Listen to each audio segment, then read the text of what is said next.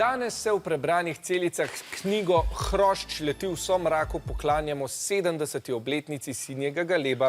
Prav ob tem jubileju je bila namreč ponovno izdana ta napeta zgodba, ki se razteza vse od detektivske do ljubezenske in zgodovinske pustolovščine. Brali sta jo Elisa in Jasna. Vsi ljudje ne berejo iz teh knjig. Zakaj si prav ti izbral prav to knjigo? In prav zdaj, je bilo to le naključje, misliš? Hvala lepa, Elisa. Ja, preizpraševanje o usodi in naključjih je rdeča nit te knjige, ki poveže mitološke, zgodovinske svetove v napeto kriminalko. Trije najstniki se znajdejo na Selandrovi domačiji, kjer pridejo na sled nenavadni ljubezenski zgodbi in morda tudi egipčanskemu kipu. Kako se to zgodi? Eden izmed teh treh glavnih likov, Jona, za svoj rojstni dan dobi snemalnik in se s svojima prijateljema odpravi k železniški postaji, da bi posnel zvok vlaka. Vendar tega ni nikjer. Zato se odpravijo k reki in zavijejo po stranski potki, ki se Davidu zdi zelo znana.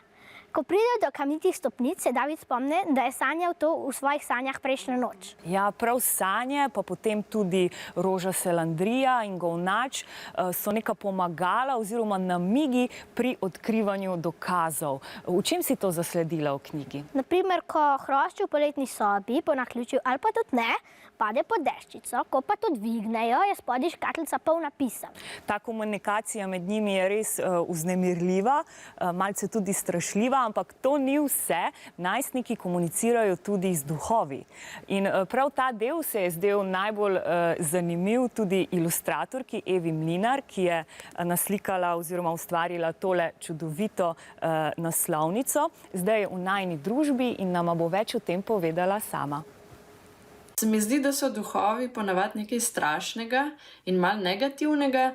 Tu imajo pa v bistvu pozitivno vlogo in pomagajo otrokom pri reševanju njihovih problemov in zagad.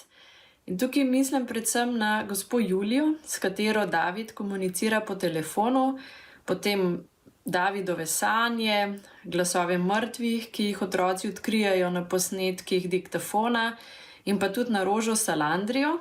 Hvala lepa, Eva. Elisa, kako si ti dojemala te duhove? So se ti zdeli vznemirljivi ali strašljivi? Oboje, ampak z liki je bilo to lažje prebroditi. Knjigo sem prebrala kar 3-krat, da sem jo potem bolje razumela.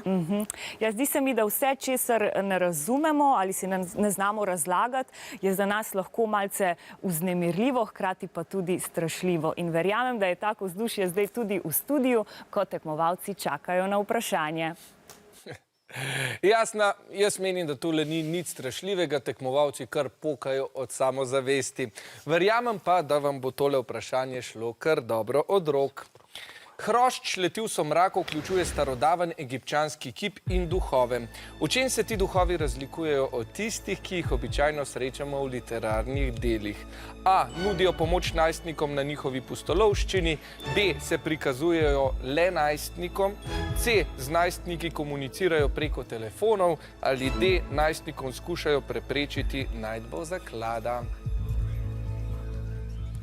Preverimo torej, kako podrobno ste poslušali tale pogovor.